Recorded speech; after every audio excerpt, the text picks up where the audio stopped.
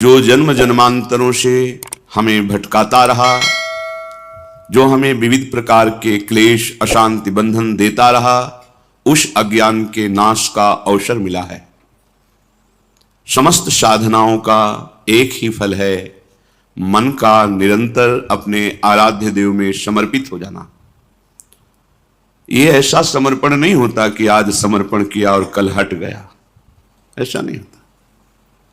ऐसी चाह को चाह नहीं कहते कि आज तुम्हें चाहा कल तुम्हें चाहा, अनुकूलता नहीं मिली तो परसों फिर और का वर्ण कर लिया।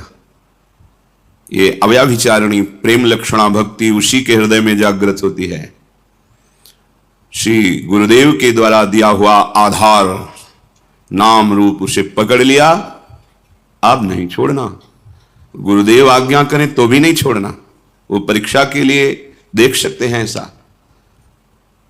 तब हमारा मन जो विषयों का आधार, देह का आधार लेकर, इंद्रियों का आधार लेकर विचरण करता है, वो आराध्य देव के चरणों का आधार पाकर विश्राम प्राप्त कर लेता है।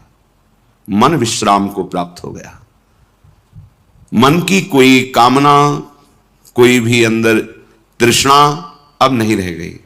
इसी से वो चंचल होता है, इसी से वो विषयों को संकल्प रूप से भोगता बनता है।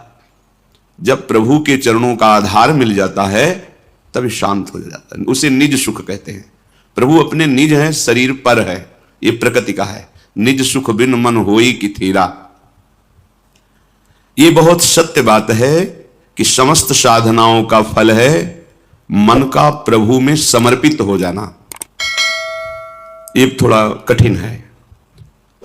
जो नए उपासक हैं घबराए नहीं, बिना मन के भी नाम जपने से कल्याण होगा। कल्याण ये होगा कि आगे चलकर मन लगने लगेगा, मन परम शांत हो जाएगा। पर ये वृंदावन प्रेम भूमि है, यहां हमारा विश्राम स्थल प्रेम है। इसलिए जहां ऊंचाई की अध्यात्म की प्रेम की बातें आवे तो निराश मत होना, वो आगे की मंजिल है, हमें प्राप्त हो जाएगी। सारे साधनों का एक ही पर्यावसान है, मन का इष्टाकार हो जाना, इष्टमय हो जाना। परंतु ये बहुत कठिन बात है। मन का प्रभु में समर्पित हो जाना बहुत कठिन बात है। यह सर्वथा सत्य है कि मन का जब तक प्रभु में पूर्ण समर्पण नहीं होगा तब तक अध्यात्म की ऊंचाई पर, जहां काम क्रोध लोभ मोह मद मत्सर स्पर्श भी नहीं कर सकता, अर्थात स्फुरण ही नहीं होता है, उस भूमिका पर पहुंचना असंभव है जब तक मन अपने आराध्य देव में समर्पित नहीं हो जाता। बड़ी कठिन चीज है मन को रोकना। 5 मिनट मन कहीं गया ही नहीं, केवल प्रभु में डूबा रहा, बहुत बड़ी उपलब्धि है। निरंतर मन भगवदाकार है, वो तो सिद्ध पुरुष हैं। अर्जुन के सदस्य जो महाबली हैं, भगवान के सखा हैं और दिव्य हैं, वो प्रभु से कहते हैं कि मन को रोक पाना बहुत कठिन है प्रभु। इतनी सामर्थ्य है भगवान की कृपा से कि आपने चरित्र सुना, उर्वशी जी काम से प्रेरित होकर स्वागत करती हैं और वो कहते हैं माता कुंती और माद्री के समान मैं आपको देखता हूं।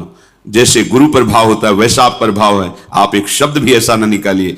ऐसे महापुरुष कह रहे हैं भगवान से स्वयं कि मन को रोकना बड़ा कठिन है।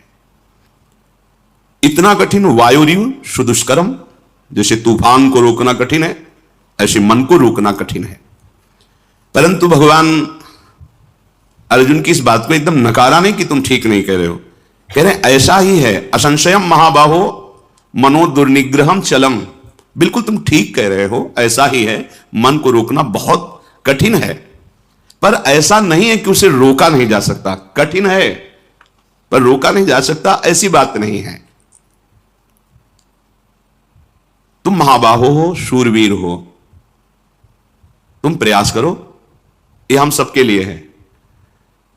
तो हम कहें कि हम तो शूरवीर हैं नहीं, देहाभिमान के कारण तुम वास्तविक शूरवीर नहीं हो।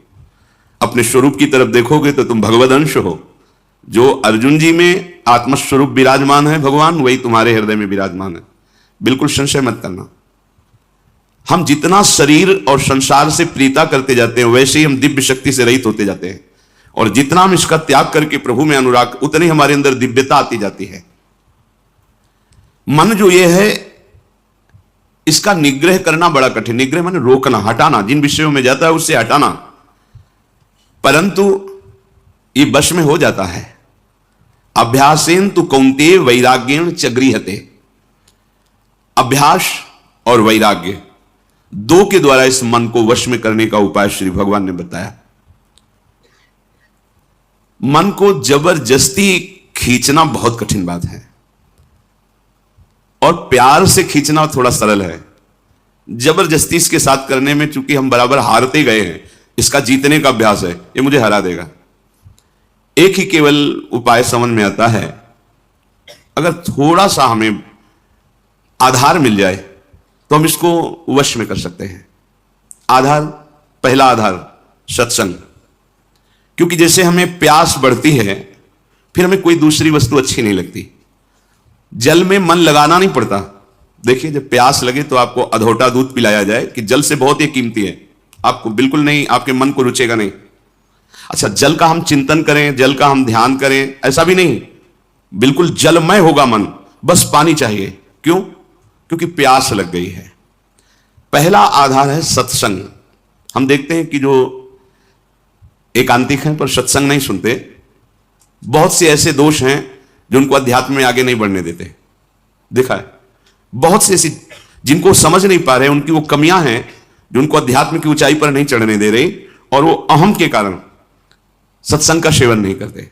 मैं सब जानता हूं, और इसी अहम में वो कमी बैठी हुई है जो तुम्हें भगवत साक्षात्कार नहीं होने देगी। देखो, भगवान शंकर को कुछ जानना नहीं है, लेकिन प्रसंग पे पाया गया कि काकभुषुंडी जी जब भगवत चर्चा सत्संग करते हैं तो भगवान शंकर हंस रूप में वहां जाके सुनते हैं। क्योंकि शिव रूप में जाएंगे तो फिर उनको खड़े होकर के आदर करेंगे, पास बैठा लेंगे, फिर बोलेंगे नहीं, क्योंकि आदि महादेव विराजमान है उनके सामने, कैसे? तो वो हंस रूप में जाए। कहीं भी भगवत चर्चा हो हरि की तो भगवान के परम प्रेमी महान भक्त जो अव्यक्त रूप से वो सुनते हैं। कहीं भी भगवत चर्चा हो, हनुमान जी जैसे परम ज्ञानी बैठकर सुनते हैं, चुपचाप गुप्त रूप में आकर के, ऐसे कि जैसे हम जान ही न पावे, ऐसे बैठ के सुनते हैं। सबसे पहला मन को रोकने का आधार है सत्संग। सत्संग क्या करता है? प्यास जगाता है प्रभु की। हमें क्यों आवश्यकता है भजन की? हम क्यों भगवत प्राप्ति करें? क्या जरूरत है? हमें जरूरत है भोजन की, रुपया पैसा की, भोग सामग्री की, पद प्रतिष्ठा की, वाहवाही की। ये असत्संग की बातें सत्संग में पूर्णतया धीरे धीरे अंदर की जो मन में बैठी हुई वो नष्ट हो जाती है, और निश्चय होने लगता है कि भगवत प्राप्ति और भजन ही यही जीवन है। पहला आधार सत्संग है जो हमें प्रभु की प्यास जगाता है। बिना आधार के मन टिकता नहीं है। जब हमें सत्संग रूपी आधार मिलता है तब भक्तों से प्रियता जागृत होती है। कई जैसे उपासकों ने बाहर के प्रश्न किया कि हम श्री जी को नहीं जानते, क्या संप्रदाय है, क्या उपासना, हम तो बस आप और आपकी बात को मानते हैं। हमारे सामने आप हैं और आपकी बात है। बात बन गई क्योंकि आपने आधार ले लिया ना। और भगवान को बहुत प्रसन्नता होती दास दासोहम वृत्ति से। हरिदासों के प्रति दासत्व का भाव रख लिया जाए तो बहुत जल्दी, इसके बहुत सी छंदों में सेवक जी ने राधा वल्लभ भजत भज भली भली सब होए, ऐसा वर्णन किया है। दूसरा आधार प्राप्त होता है भक्त प्रियता। भक्त प्रियता का तात्पर्य होता है उनके शरीर से राग नहीं, उनके द्वारा जो दिया हुआ उपासना का स्वरूप है वो प्राणों से भी अधिक प्रिय लगे। कल किसी ने एकांत में पूछा था, हम आपके हैं पर बहुत दूर रहते हैं विदेश में, ये बर्दाश्त नहीं होता, आपसे दूरी बर्दाश्त नहीं होती। अच्छा है, पर उसे विवेक पूर्वक समझिए। हृदय की नजदीकी सबसे बड़ी नजदीकी होती है। शरीर की नजदीकी आपकी है और हृदय की नहीं है तो आप हमसे बहुत दूर हैं। हृदय की नजदीकी सदैव नजदीकी मानी जाती है, शरीर की नजदीकी और हृदय की दूरी बहुत दूरी माना जाता है। भक्त प्रियता, पहला सत्संग, दूसरा भक्त प्रियता। आपके हृदय में भक्त प्रियता। एक बार श्री पूज्य गोस्वामी राधा वल्लभ जी के पूर्व में किसी भक्त के यहां गए, हो बड़ा दैन्य भक्त, बहुत पुकार, तो आचार्य चरण कृपा करके पधारते थे, गृह पावन करते, राधा वल्लभ लाल जी के चरणों की उपासना का भाव प्रकट करते। उन्होंने कुछ ऐसे नाम मात्र की भेंट दी, चरणों में रोए। तो एक शिष्य थे जो बहुत धनी मानी थे, तो उन्होंने एकांत में 1,00,000 स्वर्ण मुद्राएं रखी और कहा, महाराज जी मुझे अच्छा नहीं लगता कि आप ऐसों के घर में जाएं, ये मुद्राएं रखिए, जब जितना आदेश करेंगे भेजते रहेंगे, ये हमारे गुरुदेव वैसे नहीं।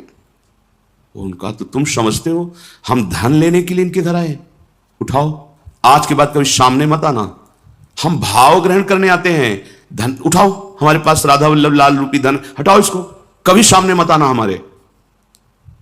क्या उन्होंने गलत कहा था? वो धनी थे, उनको था कि शायद ऐसा नहीं, गलत सोच अंदर की है। गुरुदेव आपकी वस्तु है, आप कृपा करके स्वीकार कीजिए, ये तो चलता है, लेकिन आप उसके यहां नहीं जाइए। और ये तो दासता हो गई ना, तुम स्वामी हो गए ना आज्ञा करने वाले, धन के बल से ये अभिमान झलका ना, निकलो यहां से, तुरंत निकलो। बड़ा सूक्ष्म है भगवत मार्ग। नारमल जी महाराज देखा कि अपने पीताम्बर में सूखी लकड़ियां आचार्य चरण स्वयं बीन करके वृंदावन की लताओं से प्यारी जू के लिए रसोई अमनिया करते हैं।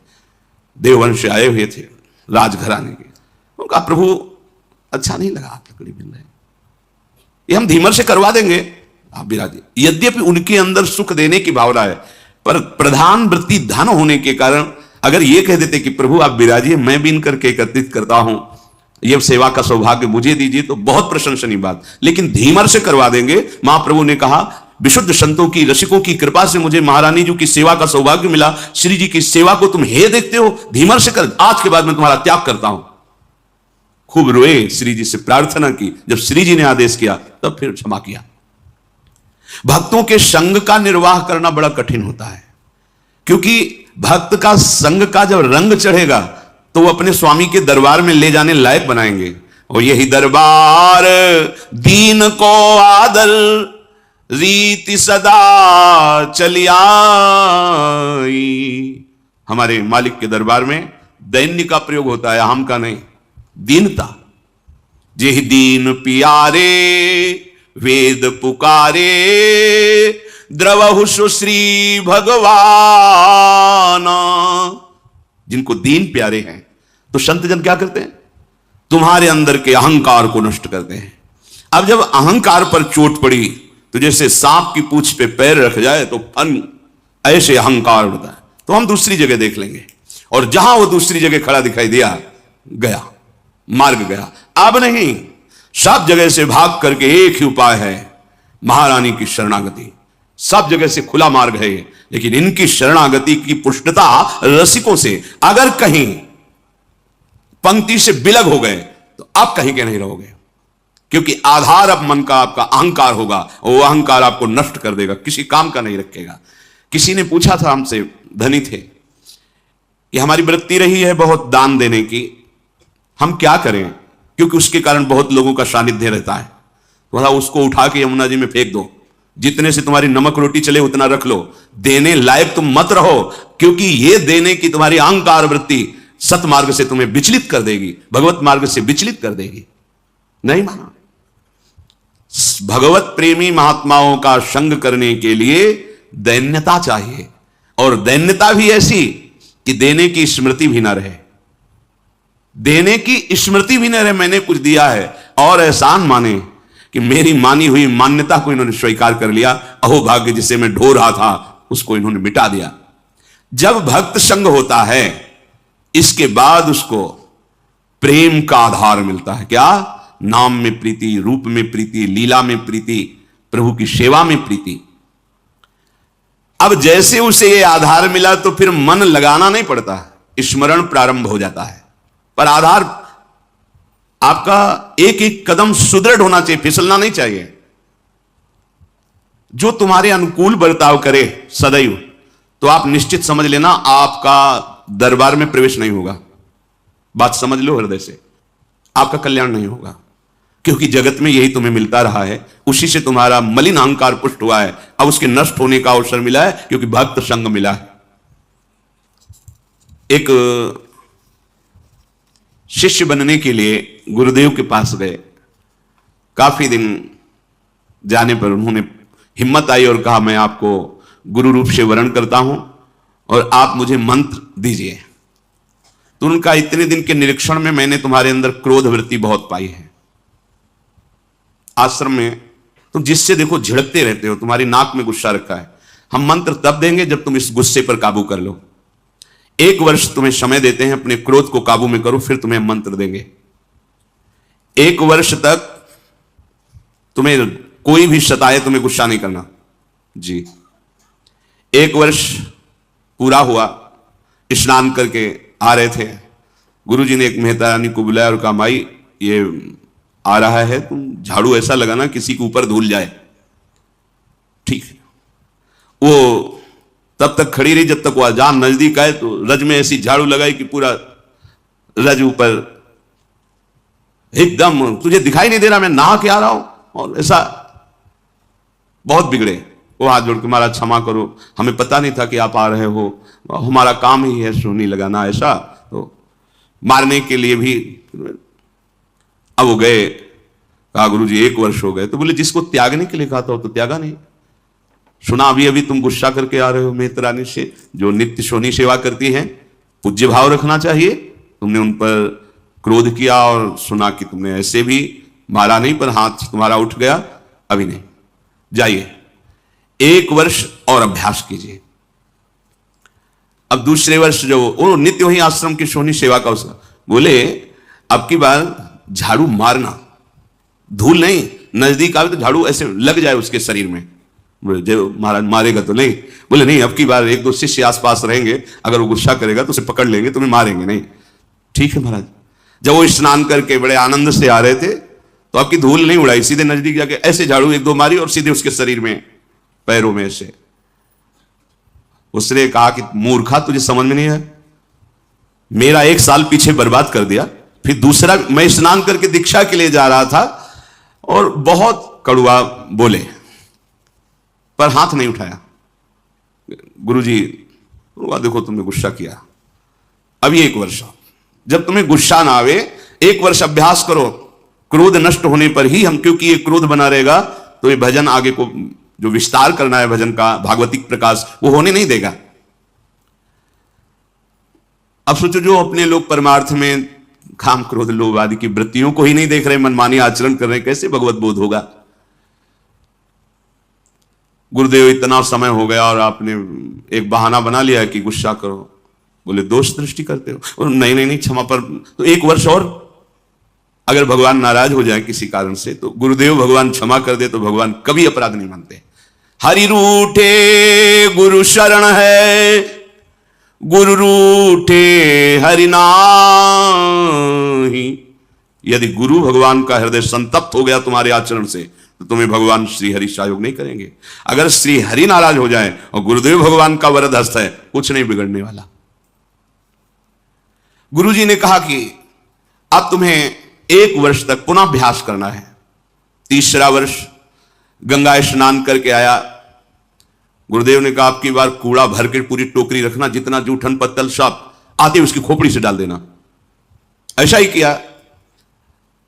जे भी नजदीक आए पूरा वो सब पवित्र, जो प्रसादी दोना पत्तल झाड़ू से लगा के जो कूड़ा कर सब उनके ऊपर से डाल दिया। तुरंत उन्होंने घुटने टेके और चरण पकड़ा और कहा मां, मैं समझ नहीं पा रहा था कि आपका उद्देश्य क्या है। कहीं ना कहीं गुरुदेव भगवान की हम पर कृपा है, मुझे आज दोबारा स्नान करने का सौभाग्य मिलेगा गंगा जी का। लौट गए, नहा के आए, कहना नहीं पड़ा गुरु मंत्र दे दो, आओ गुरु मंत्र। क्रोध मान कई बार बताया, लाला बाबूजी जब परम विरक्त रहते थे, एक लंगोटी लगाते भिक्षावृत्ति से जीत, और जब श्री कृष्णदास जी से कहते कि विरक्त मंत्र और विरक्त भेष दे, और नहीं अभी आप अधिकारी नहीं, तो खोज करते कि मेरे में कौन सी ऐसी कमी रहेगी जो गुरुदेव। तब ध्यान आया कि बड़े सेठ थे तो रंगनाथ जी के सेठ से उनकी लाग डांट थोड़ा ईर्ष्या चलती थी, हो सकता है ये वृत्ति अंदर हो, इसलिए शायद ऐसा।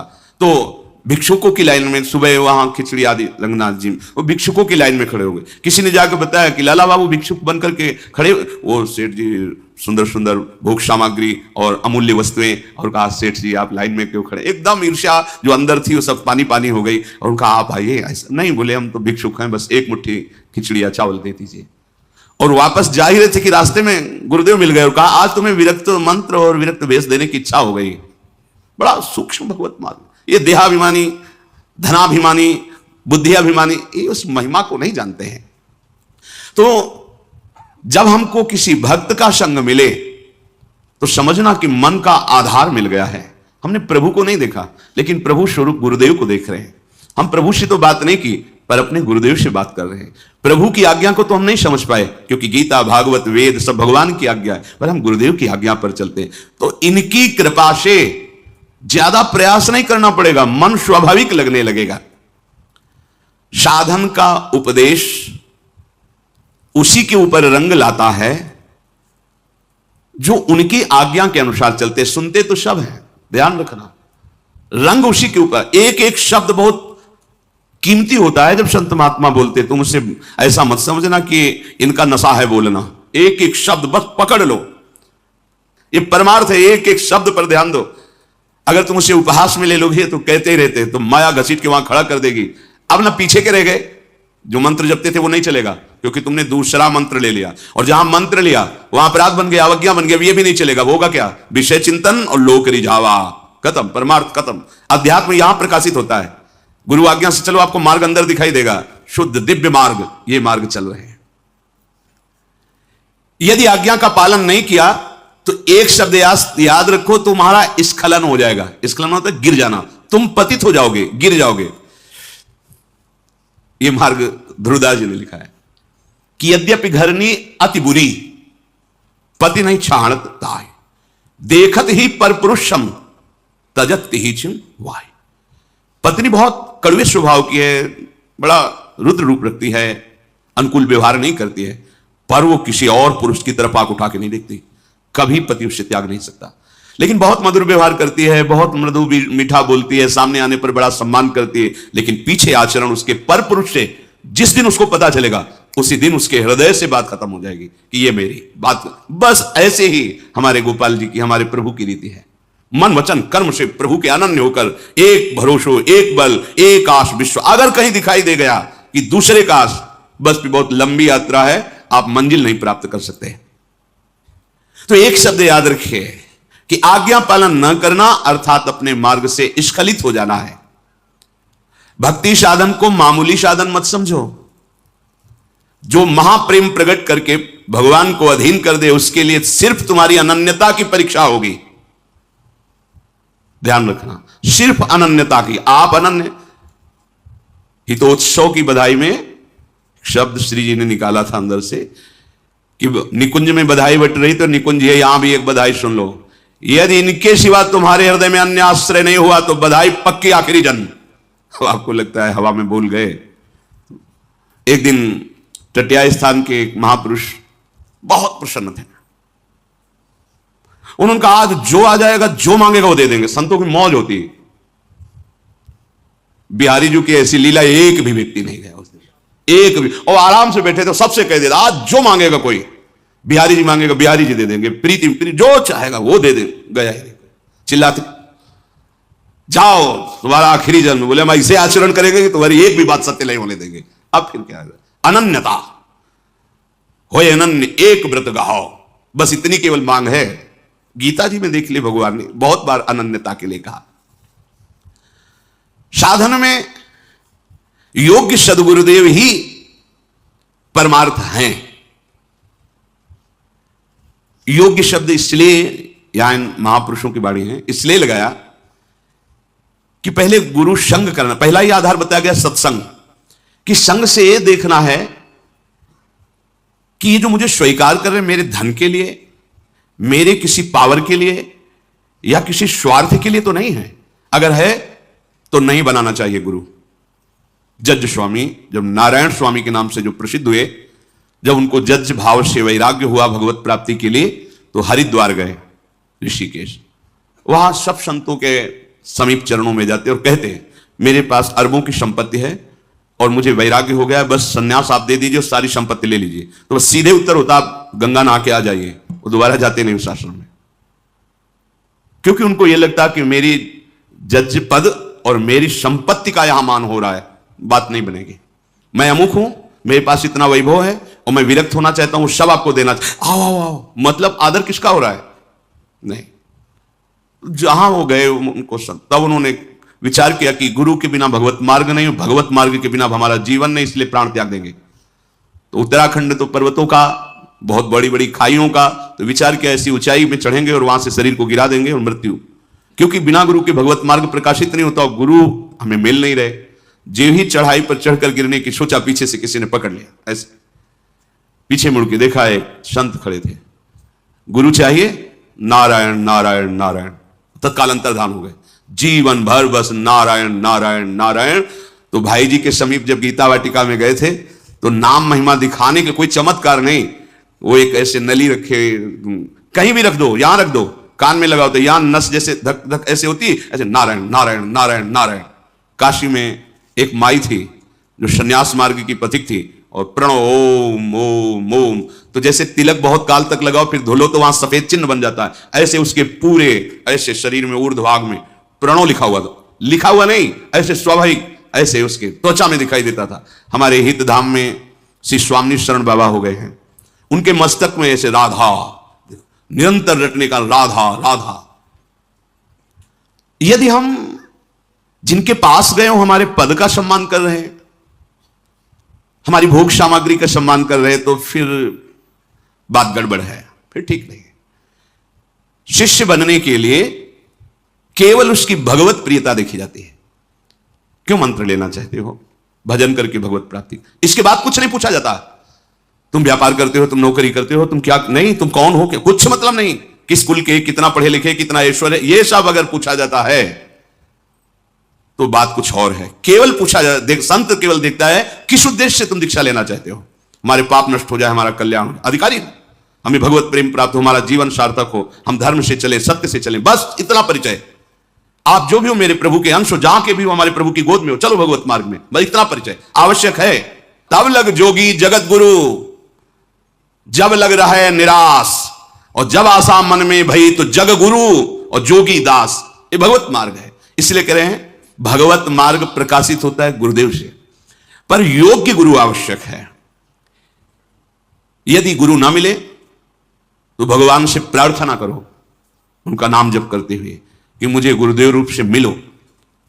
भगवान के नाम का आधार पकड़ो और उनसे प्रार्थना करो कि कोई वैष्णव, कोई परम हंस, कोई भगवत प्रेमी महात्मा जो आप में रमण कर रहा है, आप जिसके हृदय में खेल रहे हैं, मुझे परिचय नहीं, आप मुझे मिलाओ। भगवान मिला देंगे, या वो स्वयं आके वर्ण कर लेंगे या वहां पहुंचा देंगे, और नहीं। अपने आप से निर्णय मत कीजिए, आज बनाया कल छोड़ दिया, ये खिलवाड़ का मार्ग नहीं है, इसमें अपराध बनेगा और आपका चांस जो भगवत प्राप्ति का है वो मुश्किल हो जाएगा। जब हम गुरुदेव को अपने मन का आधार बना लेते हैं तो हमारे मन को संबंध देते हैं।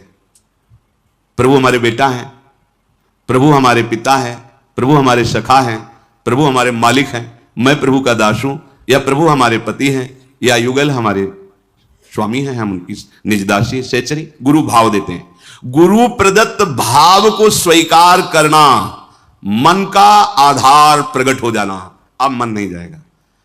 कोई भी उपासना हो गुरु प्रदत्त, उसमें भाव होता है।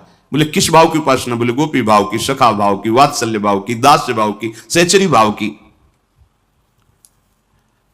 जब हमारे हृदय में भाव प्रकट हो जाता है फिर यह बात नहीं रहती कि अब मन कहां लगाएं, हमारा आधार बन गया। और गुरुदेव भगवान के श्रीमुख के वचन कि जो अपने गुरु में आसक्त है उसके लिए प्रयास करना पड़े, मन लगाना पड़े, ये बात तो समझ में नहीं आ रही। महाराज जी कहते ये बात तो समझ में नहीं आ रही है। अरे इतनी विशाल वृक्ष की छाया में और तुम्हें धूप लग रही, बात समझ में नहीं आ रही।